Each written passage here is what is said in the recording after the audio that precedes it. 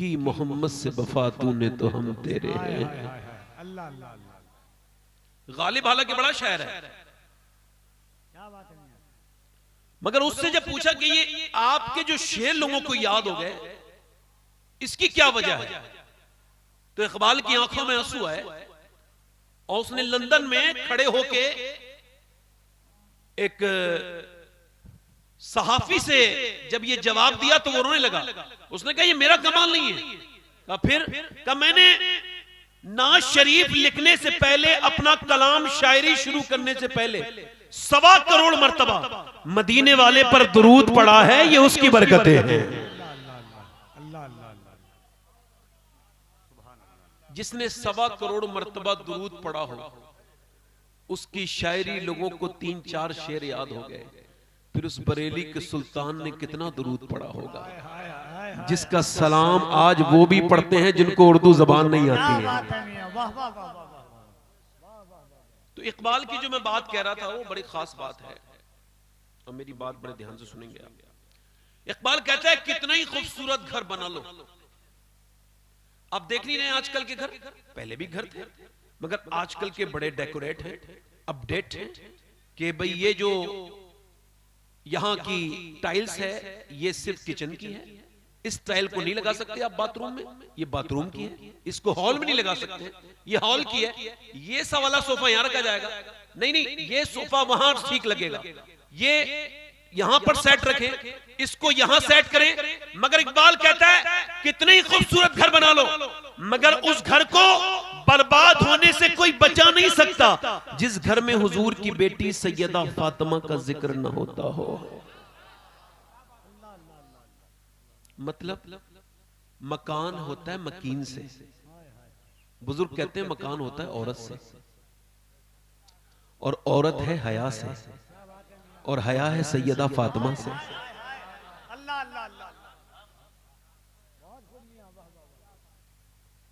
देखो हो सकता है ये जो तकरीर कर रहा है इसकी आखिरी तकरीर हो सकता है। मेरे नबी पाक ने वुजू करने के लिए 13 कदम दूर जाना है, 12 या 13 या 11 कदम, बस इतना ही दूर है। हजरत अब्बास हुजूर के चचा कहते हैं मैंने देखा हुजूर ने वहीं तयम्मुम कर लिया। कहां पे? जहां हुजूर ने पानी, यानी 12 कदम दूर है, और हुजूर ने तयम्मुम किया है। तो मैंने अर्ज की हुजूर पानी के होने के बावजूद तयम्मुम करने की हिकमत मेरे सरकार मुझे समझ में नहीं आई। तो हुजूर की आंखों में आंसू आए। और सुनो, जिस नबी को यह भी खबर है कि मैं कब मरूंगा और आप कब, हुजूर ने फरमाया ऐ मेरे चचा, मुझे उस पानी तक पहुंचने की उम्मीद नहीं है, और मैं अपने रब के हुजूर बेवुजू जाना नहीं चाहता, इस वजह से यहां से लेके वहां तक मैंने ये तयम्मुम की वजह से, तयम्मुम के साथ रास्ता तय किया है। वो बंदा नेक हो ही नहीं सकता जो मौत को याद नहीं करता है, वो दुनियादार है। कहकहों की महफिल सज रही है, मदीने में कुछ लोग हंस रहे हैं, कहकहे लगा रहे हैं। सरकारे दो आलम का गुजर हुआ, फरमाया सारे मजों को खत्म करने वाली मौत का जिक्र करो। फरमाया जितना मैं जानता हूं उतना तुमको खबर हो जाए तो कम हंसोगे ज्यादा रोगे। इकबाल कहता है वो घर बर्बाद होकर रहेगा जिस घर में हुजूर की बेटी का जिक्र बिकर। इसी वजह से पहले के लोग बड़े समझदार थे, रिश्ता करते थे तो दीन देखते थे। उनको खबर थी कि दीनदार होगी, शरीफ लड़की होगी, नेक लड़की होगी तो हमारी नस्ल सेपरेट हो जाएगी, सेफ हो जाएगी। अब ऐसा नहीं है, अब तो लोग मालदार देखते हैं, अमीरों की लड़कियां, बिगड़ी हुई बेहयाई के साथ लिबास पहनने वाली बेपर्दा औरतें, बेगैरत लड़कियां, उनके रिश्ते हो रहे हैं। मगर शरीफों की लड़कियां, शरीफ गरीबों की लड़कियां, नेक पर्दे वालियां बैठी हैं, उनके रिश्ते नहीं आ रहे हैं। हाजी जी, जब कोई हज करने वाला आदमी अपने लड़के के लिए रिश्ता ढूंढता है जहेज वाला, तो मुझको उसके हज पे शक लगता है, ये हज करके नहीं आया है, ये कोई लालची इंसान है, गया था तब भी लालची है, आया है तब भी इसका लालच खत्म नहीं हुआ, यानी इसका हज नहीं हुआ, ये यूं ही टक्करे मार के आया है। और आज के जमाने में वो शख्स अगर इस महफिल में कोई हो तो मैं सैयद हूं, मगर फिर भी उसका हाथ चूमने के लिए तैयार हूं। उस नौजवान का जो ये ऐलान कर दे कि मैं शादी करूंगा बिना जहेज के करूंगा, जब बाप उससे कहे क्यों, तो वो कहते मुझे आला हजरत का ये शेर समझ में आ गया है, कौन देता है देने को मुंह चाहिए।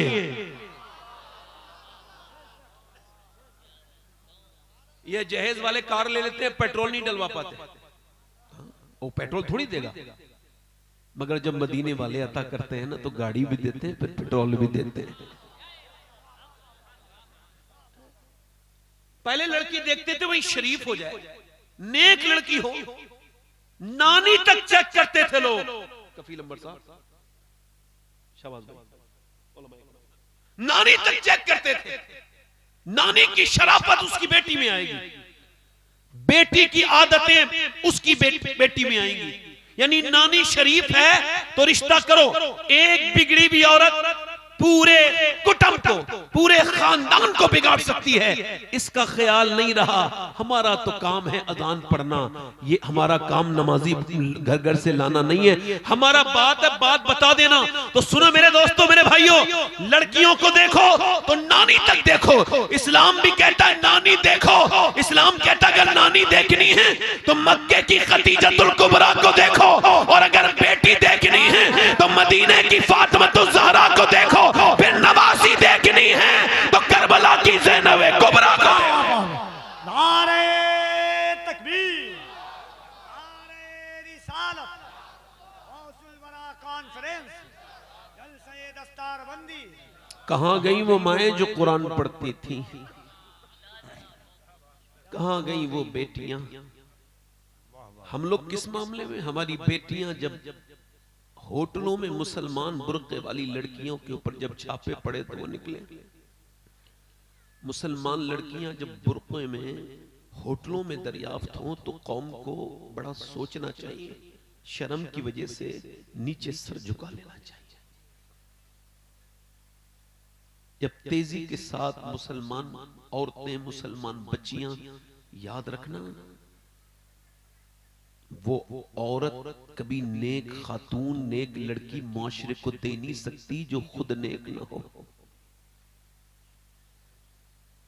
एक औरत ने जमाने बदले हैं, एक खातून ने दुनिया बदली है, तारीख इस पर शाहिद है।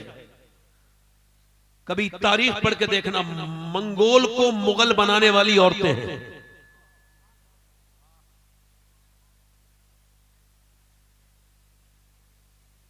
एक खातून अगर नेक बन जाए जमाने को तब्दील कर सकती है।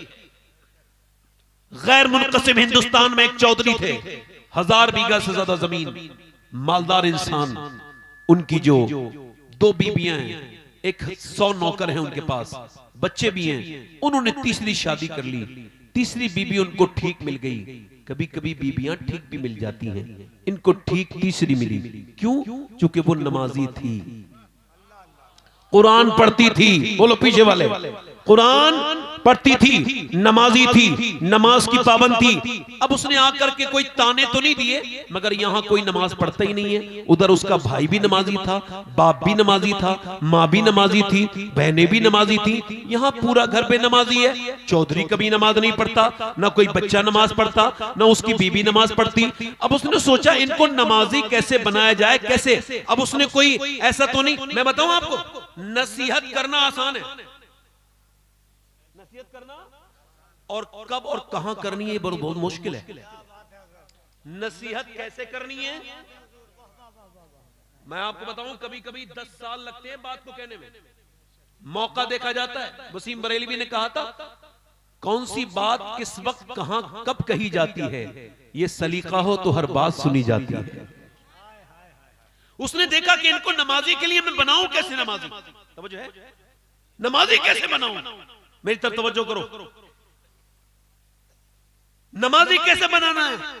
उसने सोचा और देखा कि ये जो चौधरी है उसको दूध लेकर के जाता है नौकर। उसने कहा तुम थोड़ा सा इको कम करें इसका। उसे दूध लेकर के जाता है नौकर। वो बोली तुम लेके नहीं जाओगे, मैं लेके जाऊंगी। नौकर की कितनी हैसियत होती है। अच्छा दूध लेके गई, अखलाक देखें। बोली लीजिए चौधरी साहब दूध पीजिए। बादाम शदाम डाल के अच्छे से औटा के लेके गई थी, बेहतरीन बना के। उसने कहा मेरे तो 2 बीबियां हैं, वो कभी दूध नहीं लेके आई, मेरे नौकर मुझे दूध देते। कहने लगी मेरा ज्यादा हक है, मेरा हक आप क्यों छीनते हैं, मैं आपकी खिदमत ज्यादा करूंगी। अब तवज्जो करें। उसने कहा ठीक है दूध तो पी लिया। कहा मैं जरा अपने आपके पांव भी दबाना चाहती। कहा क्यों? कहा घर में अम्मी के दबाती थी, अपने अब्बा के दबाती थी, अब आप मेरे सरताज हैं, आपकी खिदमत मेरे ऊपर लाजिम है, फर्ज है, आप जरा पाँव। अच्छा वो पाँव के पॉइंट भी जानती थी, कुछ लोग पाँव दबाएं तो और दर्द कर देते हैं, उसको जान पता था। उसने जैसे ही दबाना शुरू किया इनको रिलैक्स फील हुआ, बड़ा अच्छा इत्मीनान लगा। और जैसे ही इनको नींद आने लगी चौधरी साहब को, वैसे ही वो बोली चौधरी साहब मैं तो जा रही हूं और आपको भी नींद आ रही है, अगर आपको बुरा ना लगे तो फजर की नमाज के लिए उठा दूं। अब एक तो चौधरी, दूसरा मर्द, तीसरा मालदार, 3 अलामत उसके अंदर घमंड की, तकब्बुर की। मर्द तो घमंडी होते ही अक्सर। इसका एग्जांपल दूं, 100 किलोमीटर सफर करके आएगा और घर में आके कहेगा जरा पानी लाना, ले 4 आदमी को परेशान करने की जरूरत थी, खुद ही उठता जाके। मगर जहां चलती है वहां चलाता जरूर है आदमी। हजरत उमर आधी दुनिया का बादशाह, आधी दुनिया का बादशाह, मगर क्या किया देखे, जैसे चिराग जला बुझा वैसे जला दिया। किसी ने कहा हुजूर नौकर बैठा था उससे, फरमाया मैं जब चिराग नहीं जलाया था तब भी मैं उम्र था, चिराग जलाने के बाद भी मैं उम्र हूं। नुक्ताबरों ने हमको सुझाया, नुक्ताबरों ने हमको सुझाया, खास बनो और आम रहो, महफिल महफिल सोहबत रखो, दुनिया में बदनाम रहो। और अपने बड़े मीठे लबो लहजे में बात की, चौधरी साहब सुबह फजर में उठा दूं। उसने बहुत जोर से डांटा, जा मुझे समझाएगी, भाग यहां से, बदतमीज, मुझे नमाज बात करती है। उसने ऐसी भगा दिया, मगर अल्लाह वाली का दिल नहीं टूटा, आंखों से कुछ आंसू तो जरूर निकले, मगर उसने हिम्मत नहीं हारी, बड़ी शरीफ थी, रास्ता नहीं बदला। अल्लाह वाले रास्ता नहीं बदलते हैं जब तक वो रब से उसको मनवा न ले। आप देखें उसने दूसरे दिन फिर आई, कह लगी चौधरी साहब लीजिए दूध पीजिएगा, फिर तू नमाज के लिए कहेगी। मगर उसको कल का दूध भी याद था कि पहले से बेहतर था, और कल की दवाई भी, टांगों का मजा भी उसको था। अब उसने कहा चौधरी फिर तुम नमाज के लिए कहोगी? कहा चौधरी साहब वो बात आगे मैं देखूंगी, फिलहाल आप मेरा हक तो ना छीने। उसने दूध पिलाया, फिर पांव दबाने लगी, और दबाते दबाते चौधरी को फिर कल की तरह जैसी नींद आई, कह लगी चौधरी साहब मैं जा रही हूं, गुस्सा न करना, बुरा न मानना, अगर कहो तो फजर में उठा दूं। एकदम उसने आनन फानन में ऐसी लात मारी, ऊपर बैठी थी नीचे गिरी, और पत्थर में उसका मुंह लगा, खून मुंह से कतरे के जरिए नीचे को गिरा। और जैसे खून नीचे गिरा, न जाने एक लफ्ज नहीं बोला, एक लफ्ज भी नहीं बोला। न जाने वो कितनी नेक मां ने उसको पाला था, उसका बाप कितना शरीफ होगा जिसने ऐसी बेटी की तरबियत की, एक लफ्ज नहीं बोली, अपना बर्तन उठा के चली गई, मगर अपना रास्ता नहीं बदला। कई हफ्तों के बाद चौधरी ने कहा गाली देता हूं, मारता हूं, फिर भी आती है, क्या लालच है तुझे, बता क्या बात है। उसने आंखों में आंसू लाके कहा चौधरी और कोई लालच नहीं है, मेरे नबी फरमाते हैं बेनमाजी जब मरेगा उसको इतनी प्यास लगेगी, अगर 7 समंदर का पानी भी पी ले उसकी प्यास बुझ नहीं सकती। और बेनमाजी कयामत के दिन फिरौन और नमरूद के साथ खड़ा होगा। अब चौधरी मुझे और तो कोई लालच नहीं है, मैं भी चौधरी की बेटी हूं, मेरे बाप के पास भी तुझसे कम जमीन नहीं, मगर बात यह है कि अगर तू बेनमाजी रहेगा तो मेरे बच्चे बेनमाजी होंगे, मुझे और कोई लालच नहीं, बस इस वजह से आती हूं मेरी आने वाली नस्लें दीनदार हो, मुझे और कोई तिससे लालच नहीं। वो कहता है कि उसने नजर नजर में ही ऐसे भले सुखन कहे, मैंने तो उसके पांव में सारा कलाम रख दिया। वो आगे बढ़ के बोला सुबह तुम ना उठाना, मैं सुबह को तुमको उठाऊंगा। सर्दियों की रातें थी, सुबह तहज्जुद के वक्त में उसने उसको उठाया, अल्लाह अल्लाहु अकबर, बोला चलो नमाज पढ़ो। कहा अभी तो तहज्जुद का वक्त है, अभी फजर का नहीं। कहा चलो वही नमाज पढ़ लेते हैं पहले। चौधरी ने वुजू करना शुरू किया और जब चौधरान ने ठंडे पानी से वुजू किया, आदमी जैसे सजदे में गया, औरत की आंखों में आंसू आ गए। सजदे में जाके बिलक के रोई, मालिक तू बेहतरीन कदरदान है, तुझको पता है मैं कितनी पिटी हूँ, कितनी मैंने चोटें खाई हैं, कितनी गालियां खाई हैं, तब ये यहाँ तक आया है, यहाँ तक लाना मेरा काम था, इसका दिल बदल देना मेरे मालिक तेरा काम है। मैं तेरी कमजोर तरीन तेरी बंदी हूँ, मालिक तू बेपना ताकतों वाला है, मेरे आदमी का दिल बदल दे। मेरे आदमी का अल्लाह का फजल ऐसा हुआ कि चौधरी ने फिर कभी तहज्जुद की नमाज नहीं छोड़ी, फिर वो पांचों वक्त का नमाजी बन गया, बल्कि नवाफिल भी अदा करता था। उसने एक मस्जिद बनवाई, उसके 100 नौकर नमाजी बन गए, उसकी बीबियां, उसके बच्चे, यहाँ तक के इलाके में नमाज की लहर दौड़ गई। और इन दोनों के दरमियान जब बच्चा पैदा हुआ तो अपने वक्त का कुतुबुल अख्ताब बन के पैदा हुआ। उसका नाम सुल्तान मोहम्मद बाहू था, जिसने कहा था तस्बीह फिरी पर दिल नहीं फिरिया, की लेना तस्बीह पढ़ के हूँ, इल्म पढ़ा पर अदम न सिखिया, की लेना इल्म नू पढ़ के हूँ। यानी माँ बाप अगर नेक बने तो बच्चे अल्लाह के वली बन के पैदा होते हैं। माँ बाप अगर नमाज पढ़े तो बच्चे नमाजी होते हैं। अगर माँ 7 दिन की भूखी प्यासी अपने बच्चे को कुरान सुनाए तो उसका बेटा 3 दिन की भूख और प्यास के बाद वो नेज़े पे चढ़ के कुरान पढ़ता है और कहता है माँ अगर फातिमा होती है तो बेटा हुसैन। नारे तकबीर, नारे रिसालत। क्या बात है मियां, वाह वाह। कहाँ गए मेरे दोस्त, कहाँ गए वो जिन्हें ये समझते हो तुम्हारी आंखें नौजवानों, बिगड़ गए। मोबाइलों ने बर्बाद कर दिया हमारी बेटियों को, बहनों को। ओछे के हाथ में खिलौना आ गया, क्या दर्द बयान करें। आप सब समझदार हो, किसकी बेटी किस वक्त रील बना के अपने बाप की इज्जत बर्बाद कर दे, कुछ नहीं पता। किसकी बेटी जिसके पुरखों ने उसकी इज्जत जमाने से बनाई, एक बेटी एक बेटा बर्बाद किए जा रहा है।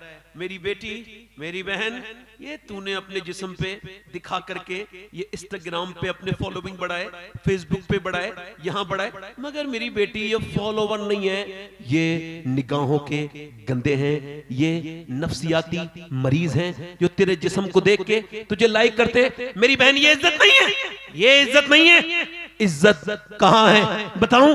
पूरी दुनिया की जितनी इंस्टाग्राम की लड़कियां हैं जिनके मिलियन फॉलोइंग है और जो फेसबुक पे फॉलोइंग है, वो सब मिलके भी इतनी इज्जत नहीं कमा सकती जितनी एक लड़की ने उस बेंगलोर की नारा लगाया था। और जब उसने कहा था मैं अपनी जान दे सकती हूं मगर अपना बुर्का नहीं उतारूंगी, पूरी दुनिया ने उसके नाम के नारे लगाए थे।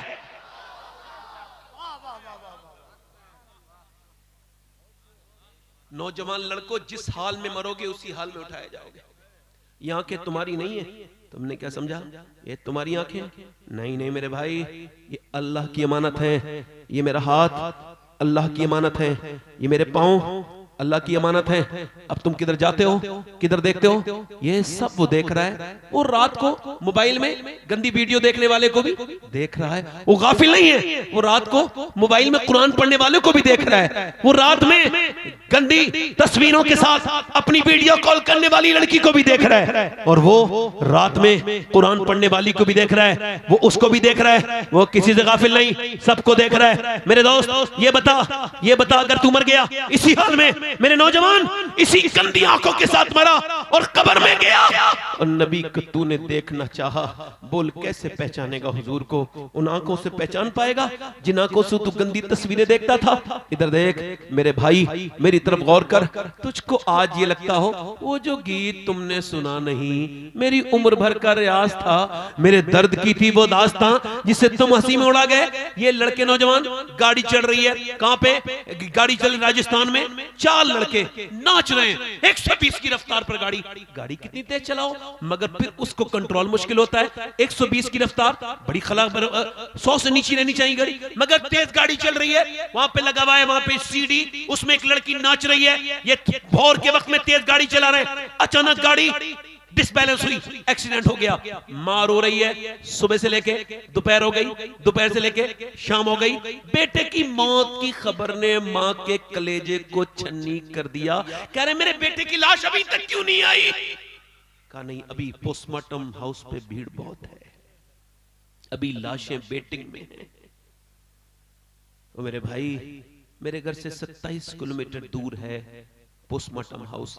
मैं उधर जाता हूं और जाकर के देखता हूं, जो आधा घंटे लाइन में नहीं लगते, 10 मिनट लाइन में नहीं लगते, उनकी नाकों में मक्खियां चल रही हैं, लाइन में लगे हुए हैं, वो भीड़ लगी है।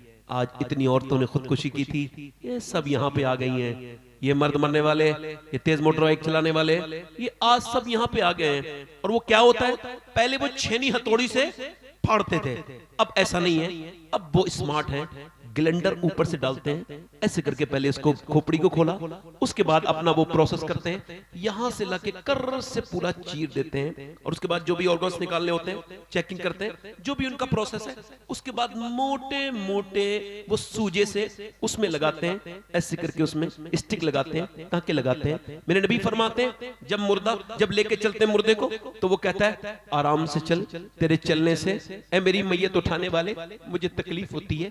जब गुस्ल दिया जाता है तो वो कहता है आराम से, मैंने 2 लड़कों को गुस्ल दिलाया था, उसकी मां तो पागल हो गई, एक की उम्र 17 साल, एक की 19 साल, 2 ही बच्चे थे, दोनों मर गए। मैंने देखा उनके जिस्मों पे जब से मैंने गुस्ल दिया है, अब मेरा दिल अजीब सा रहने लगा है। सुनो, मेरे नबी फरमाते हैं जब गस्साल हाथ पकड़ता है, मैंने कितनों को गुस्ल दे दिया, ऐसे ही पड़े रहते हैं, कोई बोलता ही नहीं, सब कोई, घर वाले तो हाथ तक नहीं लगाते, ये घर वाले नहीं, डर लगता है, डर मुर्दे की हाथ में से अंगूठी तक निकाल लेंगे, मगर ऐसे उनको डर लगेगा।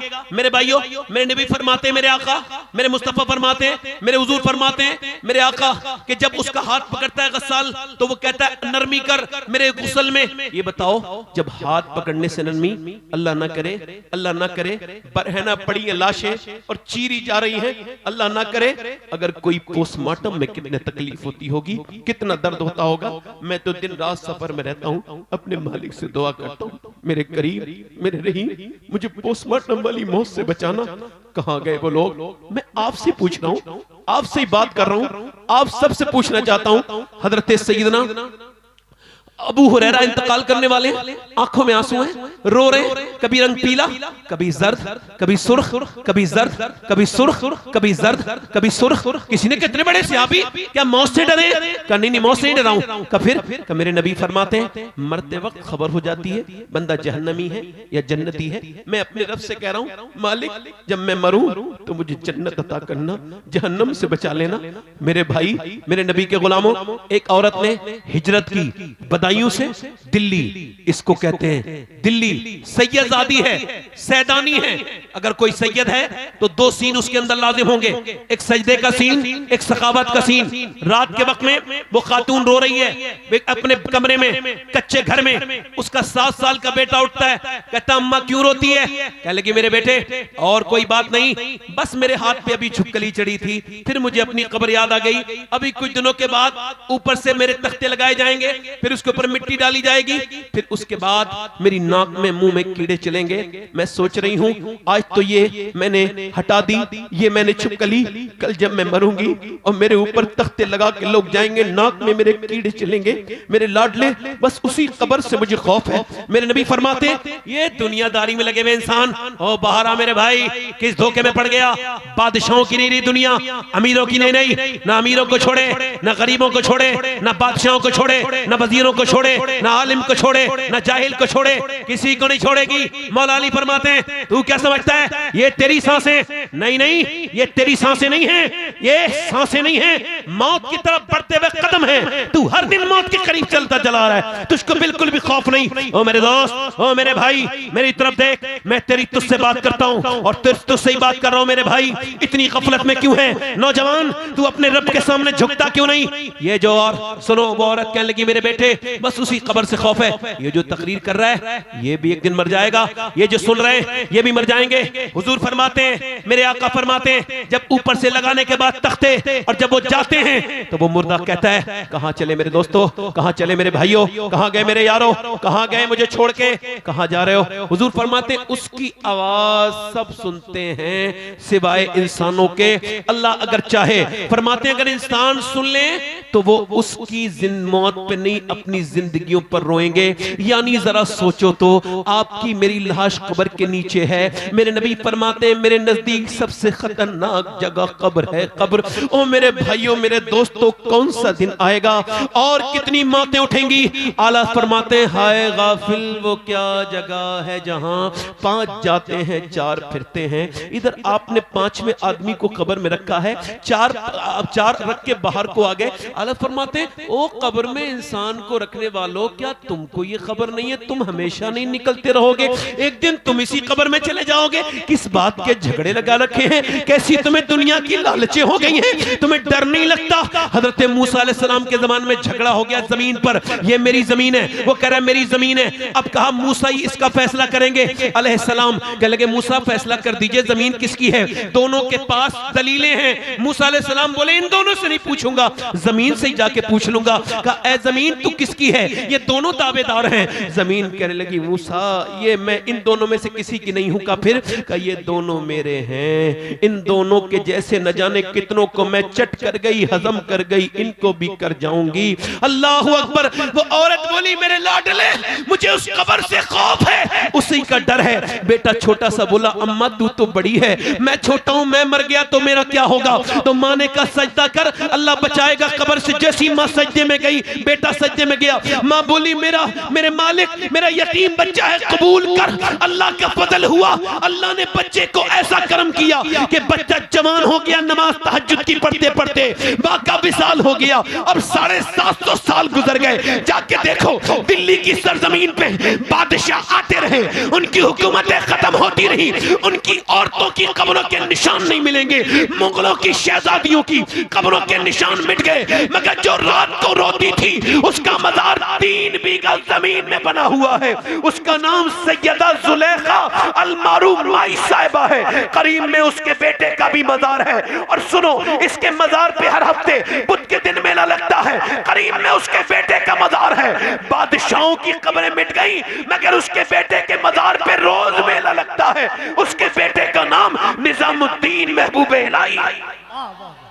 सुभान अल्लाह सुभान अल्लाह, वाह वाह वाह वाह, क्या गुफ्तगू है सुभान अल्लाह, वाह वाह वाह। मेरे भाइयों मेरे दोस्तों, एक औरत मदीने में दुआ कर रही है, जरा तवज्जो करना, ऐसे करके देखो। आप लोगों का दिल लग रहा है, मंत्री साहब दिल लग रहा है आपका? माशा अल्लाह ताला आपका मुकम्मल दिल लगाए। नहीं ये अच्छे लोग हैं, वरना लोग आते हैं चले जाते हैं सूरत दिखा के।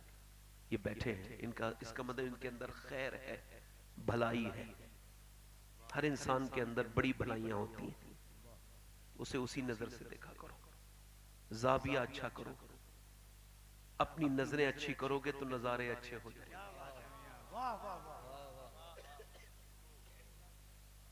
अब तवज्जो करें, एक सियाबिया दुआ कर रही है अल्लाह मेरे नबी जंग जीत जाएं। देखो माइक वाले भाई मैं तो आपसे शिकायत करूंगा नहीं, क्योंकि अल्लाह ने मुझे पर्सनल माइक बड़ा अच्छा दिया, इस वजह से मैं किसी शिकायत नहीं करता। दुआ कर रही है अल्लाह मेरे नबी जंग जीत जाएं, मेरे हुजूर जंग, इधर देखो मेरे नबी जंग जीत जाएं। अच्छा उसका बाप जंग में है। मेरी बहनें सुने, अगर कोई एक बेटी भी मेरी बहन आज मेरी तकरीर पे लब्बैक कह देगी तो मेरी जिंदगी में तब्दीली आ जाएगी, मैं अपने रब की बारगाह में सुरखरू हो जाऊंगा। ऐसे दुआ करिए मेरे नबी जंग, मेरे हुजूर जंग। किसी ने पीछे से आके कहा तेरा बाप भी तो जंग में था। हाँ हुजूर तो जंग जीत गए मगर तेरा बाप शहीद हो गया। इधर देखो, बाप का गम आम गम नहीं है, समझ आ रही? मैंने 25 साल पहले अपने बाप की मौत की खबर सुनी थी, 25 साल हो गए। आज भी दर्द वैसा का वैसा ही है। जब भी उनकी यादों की हवा चलती है दिल फिर उन जख्मों को हरा कर देता है। हिंदुस्तान में एक बड़ा मसला है इस बड़े सगीर में, बाप के मरने के बाद लोग रोते हैं, है ना? बाप के मरने के बाद कि मेरे कत्ल के बाद उसने जफा से तौबा, हाय उस जोरे पशेमा का पशेमा होना। मेरी तरफ देखो, बाप मां जिंदा है, बात नहीं करेंगे, मर जाएंगे तो कब्रों पे जाके रहेंगे।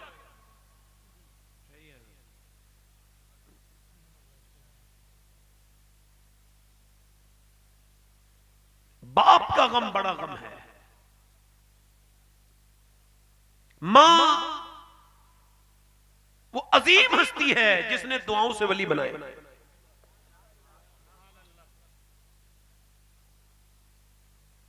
मां वो अजीम हस्ती है। मेरी तरफ देखिए, तवज्जो करें।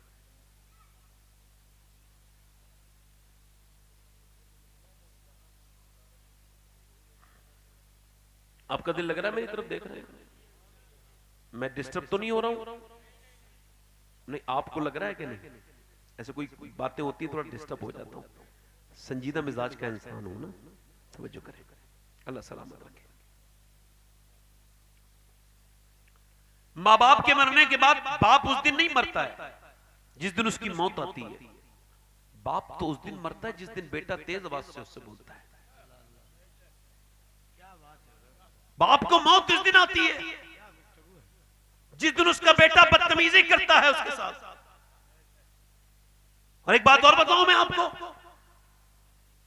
अगर कोई ये कहे कि सैयद मुजीबुर रहमान साहब आशिक रसूल नहीं है, हालांकि उसको ऐसा नहीं कहना चाहिए, गुनाह है, मगर उसके ईमान पे कोई फर्क नहीं पड़ेगा।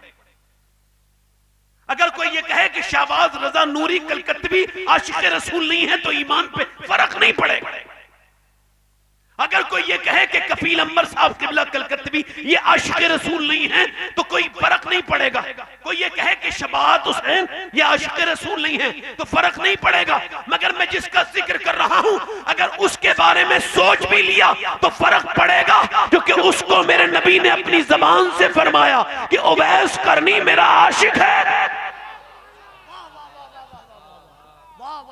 दिल से सुनो जरा, मोहब्बत से दोनों हाथों को उठा करके नारे तकबीर, पूरा मजमा दिल लगा करके नारे तकबीर।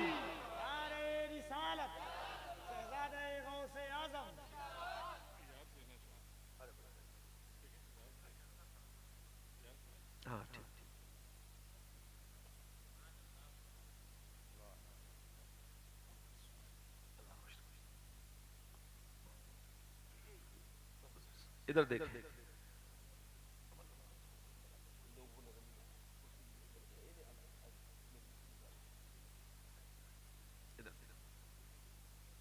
इधर देखिए, मेरी तरफ देखिए, दिल लग रहा आप लोगों को? नहीं लग रहा? सैयदना उवैस करनी, वहां फासलों की ज्यादती से इनायतों में कमी नहीं। कोई दूर रहकर उवैस है, कोई पास रह के बिलाल है।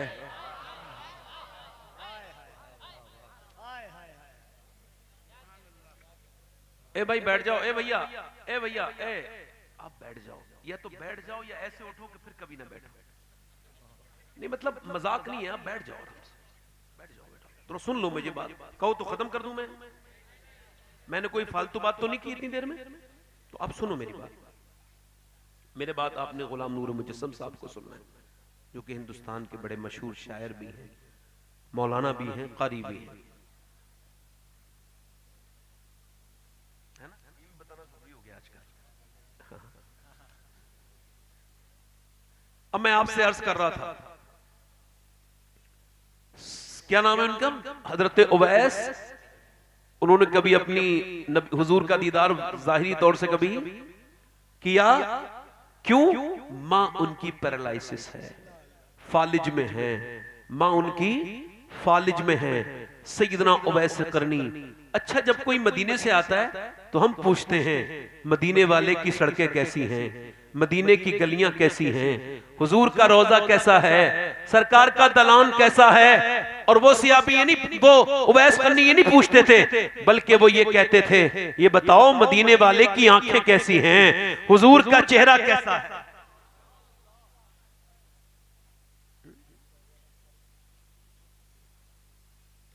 उवैस करनी। मेरे नबी पाक के बारे में अम्मा ने एक दिन देखा, बेटे बैठ जाओ आप सब लोग, जरा थोड़ा सा बड़ी मसला है आपके साथ, बैठ जाओ। ए भाई आप बैठ जाओ, बैठ जाओ, बैठ जाओ, बैठ जाओ। जाने दो, आप दुरूद पाक पढ़ लीजिए।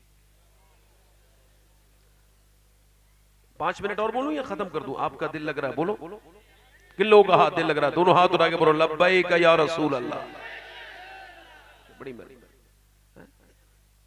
शेर नहीं, कोई बात नहीं, मैं तो अपनी बात कर ही रहा हूं। उवैस करनी।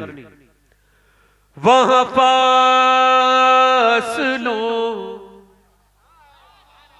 की ज़ियादती से इनायतों में कमी नहीं, कोई दूर रह कर उवैस है, कोई पास रह के बिलाल है।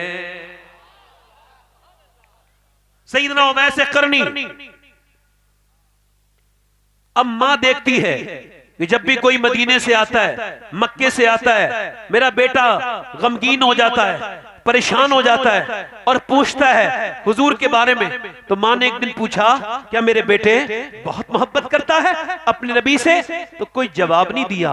वासिफ अली वासिफ फरमाते हैं कि मोहब्बत खामोश कर देती है, आदमी को बोलने नहीं देती। फिर मां ने जब अगला सवाल किया तो फूट फूट के रोने लगे, कहने लगे मेरे बेटे क्या हुजूर को देखना चाहता है?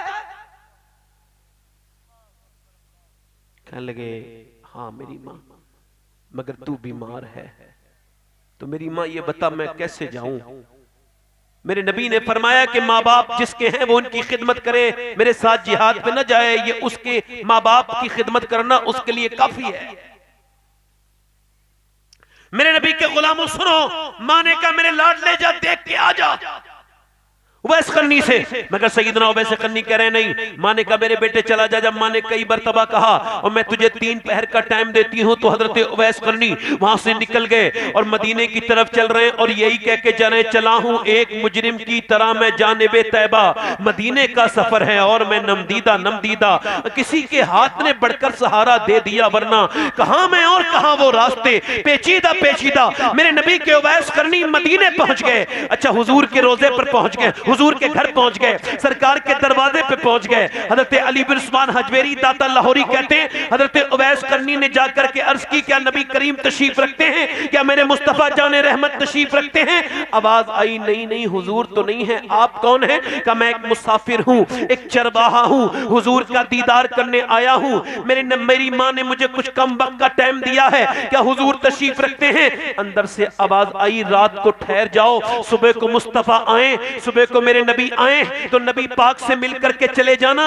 अब बाहर किसी के सिसकियों ने अदम तोड़ा, किसी की आहें सर्द होने लगी। कहा क्यों रोते हो? बाहर से आवाज आई, इस वजह से कि मेरी मां ने मुझे जो वक्त दिया था, अगर रुकूंगा तो मां मेरी परेशान हो जाएगी। मां से वादा करके आया हूं, मुझे वापस जाना है। हुजूर आए तो मेरा सलाम कह देना और कह देना चरवाहा आया था, हुजूर आपको सलाम कह के गया था। मेरे हुजूर, मेरे सरकार, मेरे आका, मेरे नबी, मेरे हुजूर को सलाम कह देना। उवैस करनी मदीना छोड़ के जा रहे हैं। अच्छा आप मुझे बताओ, जब कोई 8-9 दिन रह करके मदीना छोड़ के जाता है, तब उसका हाल ये होता है कि उसको इस मुल्क में आके अपने मुल्क में सुकून नहीं होता। तो मुझे बताओ जरा, मैं आप सबसे पूछना चाहता हूं, वो उवैस के दिल पे क्या गुजरी होगी? उठकर तो आ गए हैं तेरी बज़्म से, मगर कुछ दिल ही जानता है कि किस दिल से आए हैं। आला हजरत फरमाते, फिर के गली गली तबाह, ठोकरें सबकी खाए क्यों, दिल को जो अक्ल दे खुदा, तेरी गली से जाए क्यों। सैयदना उवैस करनी रज़ी अल्लाह तआला अन्हु वापस आए, हुजूर सुबह को तशरीफ लेकर के आए। बेखबर हो गुलामों से वो आका क्या है, बेखबर हो गुलामों से वो आका क्या है। हुजूर ने फरमाया, कौन आया था आयशा, का हुजूर, मेरे आका ने फरमाया मेरे दरवाजे पे बड़ी रौनकें हैं, मेरे दरवाजे पे बड़े फूल, बड़ी खुशबुएं हैं, कौन आया था? अर्ज़ की हुजूर कोई माँ का फरमा बरदार बेटा आया था, उसकी माँ बीमार थी ए मेरे सरकार, मगर अब वो आपकी अपनी माँ की वजह से वापस चला गया, कोई चरवाहा था। हुजूर ने फरमाया मेरा मिंबर लगाया जाए, मेरे गुलामों मेरा मिंबर लगाया जाए, मिंबर लगाया। और फिर सरकार ने फरमाया लोगों मेरा एक आशिक है, उसने मेरा कभी दीदार नहीं किया, मगर उसकी दुआएं इतनी मकबूल हैं कि अली तुम उससे दुआ के लिए कहना, तुम उमर तुम उससे मेरी उम्मत के लिए दुआ करवाना, और कयामत के दिन जब वो जन्नत में जाएगा अल्लाह फरमाएगा ठहर जा उवैस, उवैस ठहरे जाएंगे, अल्लाह फरमाएगा उधर देख मेरी उम्मत के जहन्नमी खड़े हैं, मेरे नबी की उम्मत के जहन्नमी खड़े हैं, उनको इशारा कर। अल्लाह जब फरमाएगा वो इशारा करेंगे, नबी फरमाते मेरी उम्मत के जहन्नमी उवैस के इशारे से जन्नती हो जाएंगे। ये माँ का मकाम है। कौन से पीर साहब की दुआ कितनी कबूल होती है कुछ नहीं पता, कौन से पीर साहब के कितने पांव चूमने हैं कितने नहीं चूमने हैं इसकी मैं कोई आपको नहीं कहूंगा, मगर खुदा की कसम मेरे नबी फरमाते हैं कि अगर माँ दुआ करे और बाप दुआ करे तो ऐसे दुआ लगती है जैसे नबियों की दुआएं अपने उम्मती के हक में लगती हैं। कभी माँ के हाथ भी चूमा करो, कभी अपने बाप के हाथ चूमा करो। माँ एक बार चली जाए तो दूसरी बार नहीं मिलती।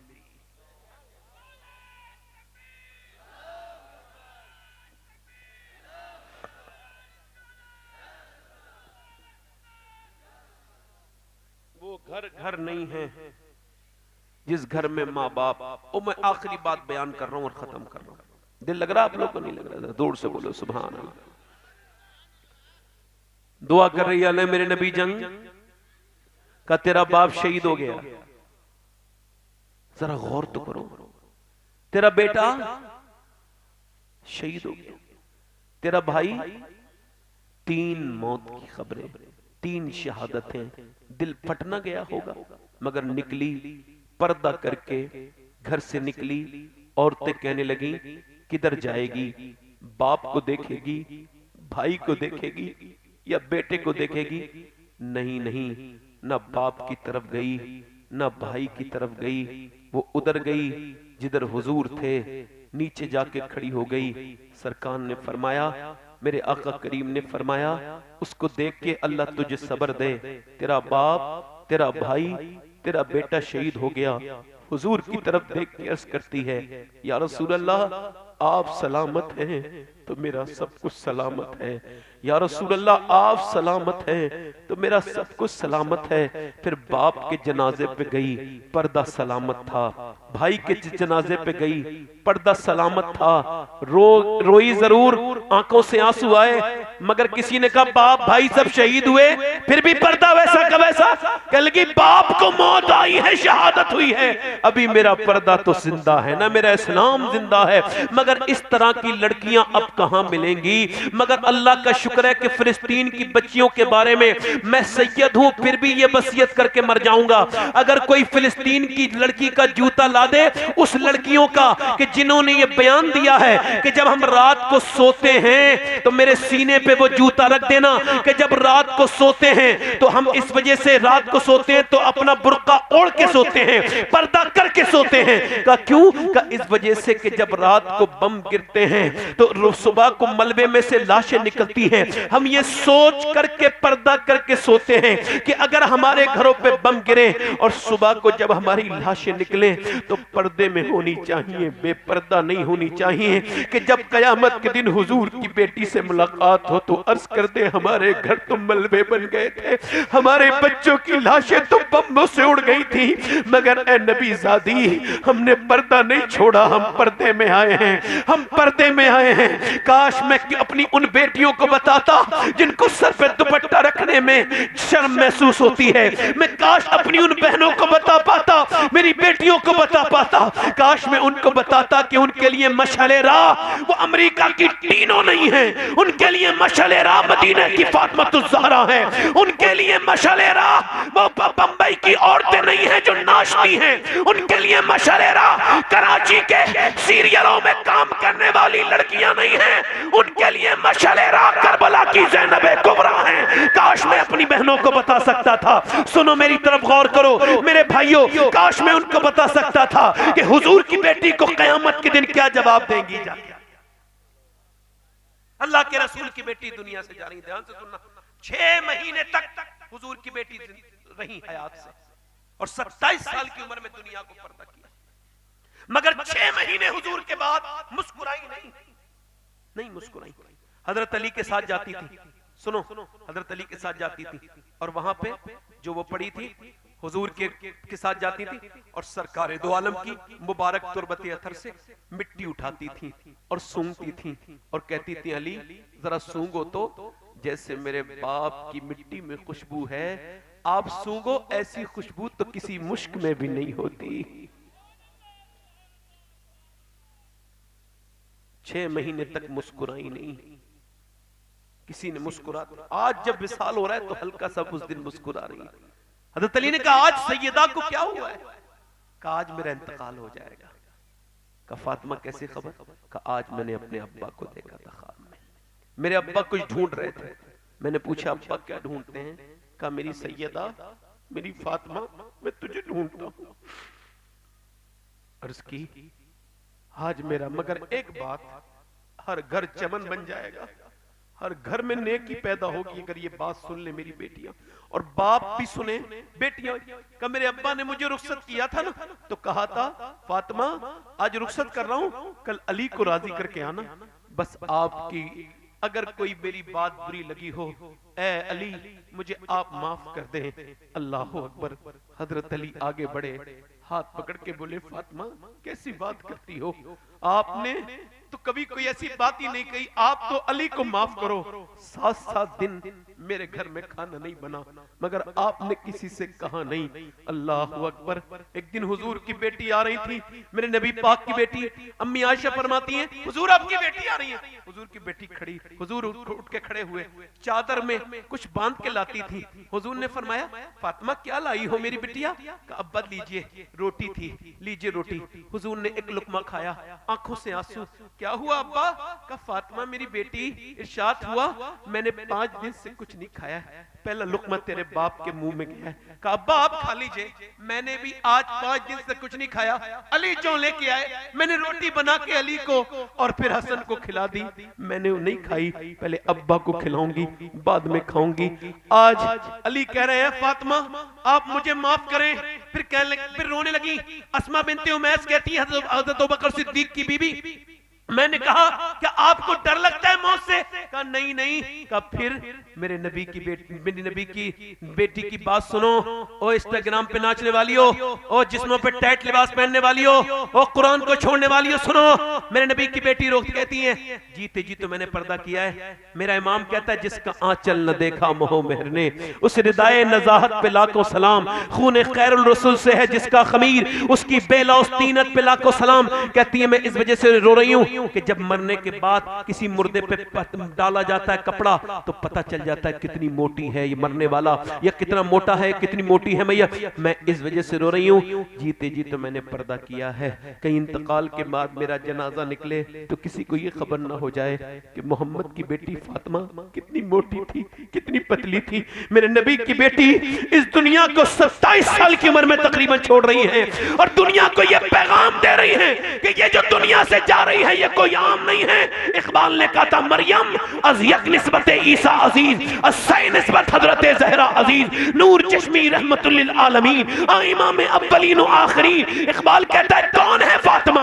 अरे मरियम वो है जो सिर्फ ईसा की माँ है, एक वजह से बुलंद है, मगर फातिमा को तो देखो बेटे की तरफ से बुलंद ऐसी है कि जन्नती जवानों के सरदार की माँ है, अली की बीबी है, नबी की बेटी है, खुद जन्नती औरतों की सरदारा है। मेरा इमाम कहता है नूर बिनते नूर ज़ौजे नूर उम्मे नूर नूर नूर मुतलकी कनीज अल्लाह रे लहना नूर का फातिमा ज़हरा खाली खातून जन्नत नहीं है, वो खातून कयामत भी है कि जब कयामत के दिन अल्लाह के रसूल की बेटी जन्नत में जाएंगी, अल्लाह फरमाएगा मैशर वालों गर्दनों को झुका लो क्योंकि अब नबी की बेटी जन्नत को जा रही है। ऐसे मेरे नबी की बेटी जन्नत। नारे तकबीर, नारे रिसालत, अज़मते मखदूमे कायनात ज़िक्र सैयदा ज़हरा गौसुल वरा कॉन्फ्रेंस मसलके आला हज़रत। मैं अपनी बेटियों से किबला वक्त आ गया है, अब हमारी सांसें मुश्किल हो रही हैं। मेरी बेटियों, हमारी कोई इज्जत नहीं बची, कहीं कोई इज्जत नहीं। अब अफसोस करने से कुछ नहीं होगा, अब कुरान पढ़ने से होगा। क्या बात है, वाह वाह वाह वाह। कुरान लाओ अपने घरों में, अपने बच्चों को पढ़ाओ, शरीयत की पाबंदी करो। आखिरी बात मेरी यह है, एक औरत मूसा अलैहिस्सलाम के जमाने में एक आदमी, बहुत ध्यान से सुनना, आखिरी हिचकी है, गौर से सुन, जिंदगी भर का खुलासा इसी आवाज में है। आखिरी बात है, एक औरत है, एक खातून है, एक आदमी के पास आके कहती है मुझे कुछ अल्लाह के नाम पे दे दे, मेरे बच्चे भूखे हैं। उसने कहा मुझे तो हर रात एक नई औरत की जरूरत होती है, मैं तो एक औरत को रंगीन करता हूँ रात, तू रात को आ जाना, मेरी तो तुझ पे भी नजर है, तू उधर रहती है, मैं तुझे जानता हूँ, तो तू रात को आ जाना, मैं तुझको दे दूंगा, अभी कुछ दे लेके चली जा। उसने कहा मैं जिस्म बेचने नहीं आई, वापस चली गई। मगर जब बच्चे रोए ना तो माँ भी मजबूर हो गई, बच्चों ने पकड़ के अम्मा लेके आई कुछ, एक बच्चा तो गिर गया भूख की वजह से, माँ उसके पास गई, कहने लगी कुछ दे दे अल्लाह के नाम पे, रात को जो तेरा दिल चाहे वो कर लेना, मैं आ जाऊंगी। लेके चली गई, रात को पहुंची, खिला पिला के, कमरा बंद है, जिना करने के इरादे से आगे जा रहा है। देखो मैं किसी की तवज्जो और किसी से दाद नहीं मांगता, मगर ये बात इंतहाई दर्जे के वो लोग कल कयामत के दिन जवाब देंगे जो मेरी तकरीर के बीच में बात करते हैं। देखना जवाब, अब जो बात कर रहे हैं उन तक बात पहुंच गई, मैं किसी को कहता नहीं। कम से कम आप किसी को सपोर्ट नहीं कर सकते तो उसको आप परेशान भी करने का हक नहीं रखते। मैंने तो किसी को नहीं कहा कोई बोले सुभान अल्लाह, मैं तो आप सबका खादिम हूं।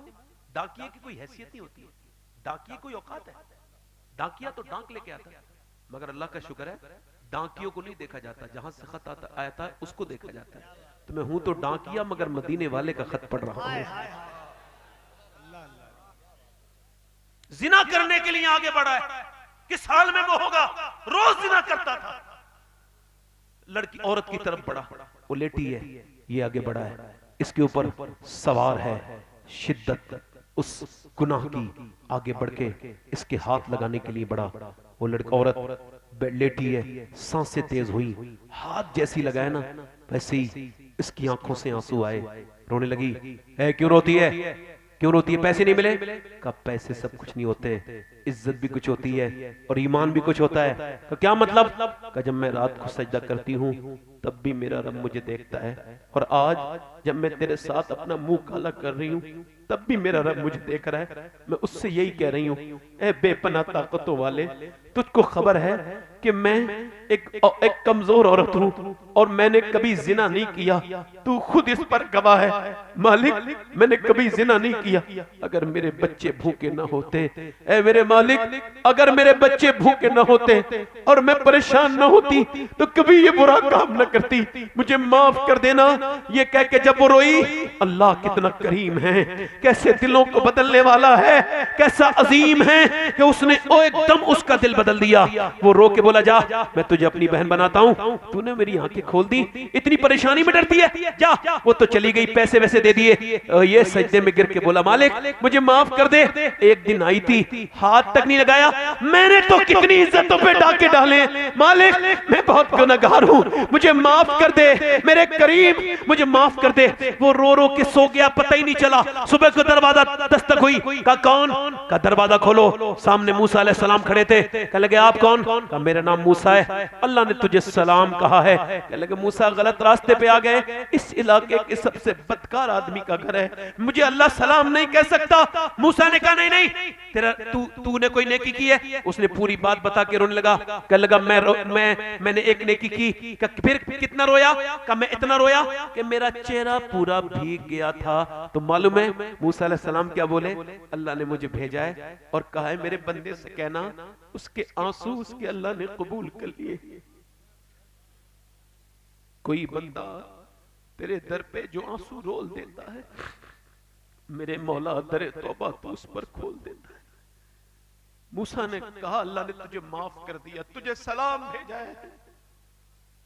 कांप के बोला एक बार रोने में, हाँ वो इतना ही करीम है, 70 माओं से ज्यादा मेहरबान। पलट के जिसके करीब जाना है, जिसके सब हाथ से, कल मैंने अपने बाप की कब्र पे मिट्टी डाली थी, अब मेरे बच्चे बड़े हो रहे हैं, मेरी कब्र पे मिट्टी डालेंगे। गौसे आजम फरमाते हैं नफ्स की हर बीमारी का इलाज मौत का जिक्र है। मेरे दोस्तों जरा गौर करो, हाथ उठा के बताओ कितने लोग हुजूर के नाम पे जान दे दोगे? दोनों हाथ उठा के बताओ, दोनों हाथ, एक दूसरे की तरफ ना देखना, मुस्कुराना नहीं। जान कौन कौन दे सकता है हुजूर के नाम पे? नीचे हाथ कर लो। जो जान दे सकता है, कुछ भी कर सकता है, कुछ भी कर सकता है ना। तो आप में से कितने लोग ऐसे हैं जो हुजूर के नाम पे आज से, एक दूसरे की तरफ ना देखना, मुस्कुराना नहीं, कितने नौजवान ऐसे हैं और कितने लोग ऐसे हैं जो आज से हुजूर के नाम पे जान भी दे देंगे और आज से पूरी दाढ़ी भी रखा लेंगे। इस महफिल में जरा खड़े हो जाए, खड़े हो जाए। नौजवान जो आज से दाढ़ी रखाएं यहां आ जाए बाहर। सिर्फ दाढ़ी रखाने वाले मदरसे के बच्चा कोई ना आए। आपके तो दाढ़ी है, ए भाई आप तो बैठो, आप आ जाओ, माशा आप बैठ जाओ, तुम्हारे रो रहे हो, बैठ जाओ, आ जाओ, आ गए, आ जाओ, आ जाओ, एक मिनट के लिए आ जाओ। ये हार जरा नूर भाई इनके गले में डाल देना बच्चों के। आ जाओ, आ जाओ, इधर आ जाओ, दाढ़ी रखने वाले आप आओ, आप दाढ़ी रखाओगे बेटा, इधर आओ, दाढ़ी रखाओगे, इधर आओ। 100 शहीदों का सवाब है, निकल गया। जो दाढ़ी रखाए खड़ा हो जाए। अच्छी लड़की से शादी करनी है ना, तो आज के जमाने में इससे बेहतरीन तरीका कोई नहीं है, दाढ़ी रखा लो शादी से पहले। उसकी वजह यह है, कोई भी खराब लड़की से बच जाओगे। कोई भी बिगड़ी हुई लड़की दाढ़ी वाला पसंद नहीं करती, दाढ़ी वाला वही पसंद करती है जिसे मदीने वाला पसंद हो। और कोई आशिक रसूल है इस महफिल रसूल में खड़े होके कहे अब तक जिया था सभी के लिए, आज से जीऊंगा नबी के लिए, जो कि ताजु शरिया कह के गए जिंदगी ये नहीं है सभी के लिए, जिंदगी है नबी की, नबी के लिए। है कोई आगे पीछे से जो आए खड़े होके नारा लगाता आए नौजवान और कहे आज से एक खड़े रहना, ऐसे ही जब मैं बिठा लूं तब बैठना, ऐसे खड़े रहो, ऐसे खड़े रहो। ए भाई आप दाढ़ी रखाओगे तो यहां आ जाओ, अभी आपसे वादा तो लेना है। और कोई आशिक रसूल है? ए बेटा तुम छोटे हो, आप बैठो, आप आ जाओ, आ जाओ, आ जाओ। जिनकी दाढ़ी आ चुकी हो वो आ जाए, आ जाओ, आ जाओ, आ जाओ।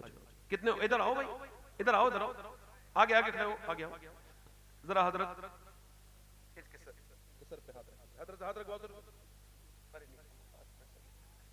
पे हाथ रखिए, इनकी हौसला बढ़ाइए। हाथ चूमिए, हाथ चूम के तौबा करो। ऐसे खड़े जाना नहीं। और कोई दाढ़ी रखने वाला तो हो तो आ जाओ। ए बेटा बैठ जाओ, ए छोटे हो भी बैठ जाओ, आप बैठो, बैठो मेरे साथ, ऊपर हाथ करो। और कोई है पीछे से? आओ मेरा दोस्त, आखिरी बार कह रहा हूं, मदीने जा रहा हूं मैं, जनवरी में सलाम कहूंगा सबके लिए, हुजूर की बारगाह में जाके सलाम कहूंगा सबका कि हुजूर आपके गुलामों ने आपके नाम पे सुन्नत रसूल का वादा किया। आओ निकल के आओ जल्दी से। है कोई और आशिक रसूल? हाथ ऊपर करो मेरे साथ को, इंशाअल्लाह, दोनों हाथ ऊपर करो, इंशाअल्लाह आज के बाद उलमा के सामने वादा करते हैं न दाढ़ी कटेगी न मुड़ेगी, इंशाअल्लाह पूरी दाढ़ी रखाएंगे, इंशाअल्लाह पूरी रखाएंगे, इंशाअल्लाह वादा कर रहे हैं। आज से अभी से बैठ जाओ, जाओ जाओ अपनी अपनी जगह बैठो, यहीं बैठ जाओ, यहीं बैठ जाओ, यहीं बैठो, यहीं बैठ जाओ, यहीं जा खड़े हो, यहीं बैठ जाओ, बहुत अच्छी जगह है, यहीं बैठ जाओ, सबसे करीब यहीं बैठ जाओ। अभी नूर भाई नात पढ़ेंगे। हुजूर की आंखों की ठंडक है नमाज। मेरे दोस्तों जरा दोनों हाथ उठा के बोलो, नमाज कौन कौन पढ़ेगा? वादा करो दोनों हाथ उठा के इंशाअल्लाह। अपनी बहन बेटी को पर्दे के लिए कहेंगे इंशाअल्लाह। मसल के आला हदत पे सख्ती से कायम रहेंगे इंशाअल्लाह। ये मदरसा है, मदरसे के साथ रहो, क्योंकि मदरसा ही दीन को आगे बढ़ाता है। ठीक है, खानका को नेक अच्छा पढ़ा लिखा पीर भी मदरसा देता है और एक मस्जिद को इमाम भी मदरसा देता है। ठीक है, मदरसे की बड़ी जरूरत है। इन मदारिस से जुड़ के रहो। मेरे साथ तौबा करो, अस्तगफिरुल्लाह रब्बी मिन कुल्लि ज़ंबिन व अतूबु इलैह। पढ़ लीजिए ला इलाहा, पूरा मजमा ला इलाहा, ला इलाहा इल्लल्लाह, ला इलाहा ला इलाहा इल्लल्लाह, ला इलाहा इल्लल्लाह मुहम्मद रसूलुल्लाह। मेरी जिंदगी का मकसद तेरे दी की सरफराजी में, इसीलिए मुसलमान, मैं इसीलिए नमाजी। इस्लाम जिंदाबाद, मसलक आला हजरत माइंदाबाद। वस्साबिकून साबिकून उलैइकल मुक़र्रबून। सदक़ल्लाहुल अज़ीम। अस्सलामु अलैकुम व रहमतुल्लाहि व बरकातहू। आप बैठे रहिए ऐसे ही।